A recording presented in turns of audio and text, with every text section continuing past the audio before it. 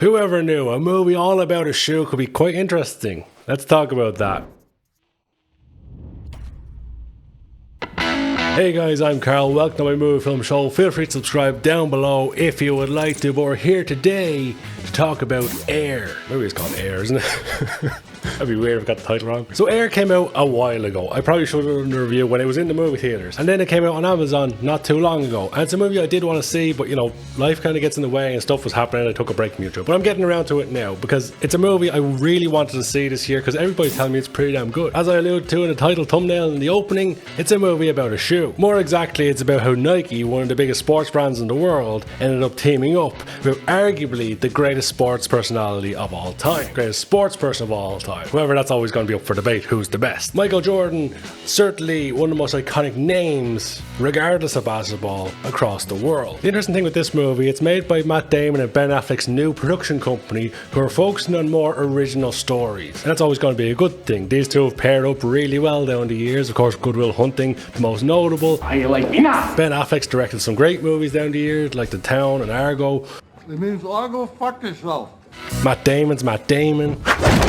Matt Damon! And then you combine those two with their good storytelling, good acting as well. You throw in some of the other amazing cast. Viola Davis is in this, Jason Bateman's in it, Chris Tucker in there, Marlon Wayans is even in there as well. It's a very interesting cast. Combine that with the story of Michael Jordan, or how they got Michael Jordan involved in the whole Nike brand to create the Air Jordans. I'm quite a fan myself. One of the biggest shoe designs, one of the biggest brands of all time. Jordan in itself now its own entity, even sponsoring sports teams all over the world, including PSG, one of the biggest football teams in the world. It's kind of amazing that this little story within this movie had such an impact on the world, on fashion world, I guess, and sports world. Because if Jordan had gone with Converse or Adidas, who knows? Adidas Jordans probably wouldn't have caught on as well. They probably would have. They probably would have been amazing. Now, the thing with this movie is the story is interesting, but I could see this story being a 15-minute YouTube video that does really well. Is there enough story to stretch out across a movie?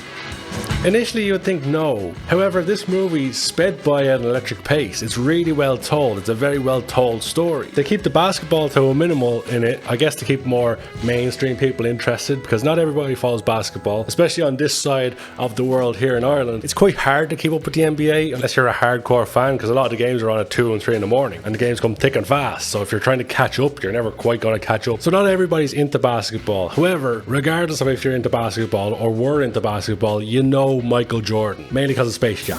Look who's finally ready to play.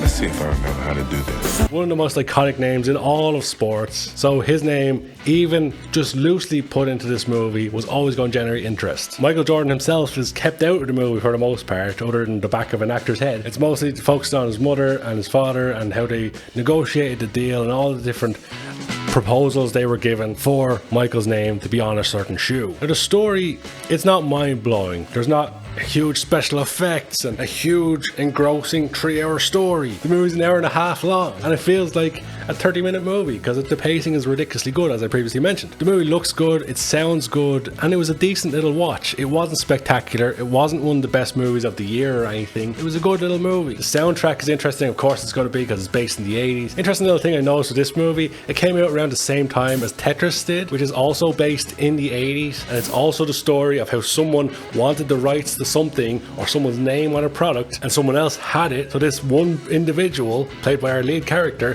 has to do something drastic to get the attention of that star or that name to get it on their brand. In the case of Tetris, that's the guy trying to get Tetris for Nintendo. You've got the guy trying to get Michael Jordan's name on Nike shoes. You even get a scene where the lead character in both of them has a sit-down meeting in an office with their superior asking for more money for the project they're trying to do. There's a lot of similarities between the projects in those aspects. It's quite interesting that both movies came out around a similar time, set in the same decade, with a similar concept. And both are quite interesting movies that you wouldn't expect to be that interesting. As I mentioned, this is a movie about a shoe. For me, it's a 6 out of 10 movie. It's nothing spectacular, it's nothing awful, it's worth a watch if you enjoy movies, basketball or shoes. And check out one of these videos. See you later.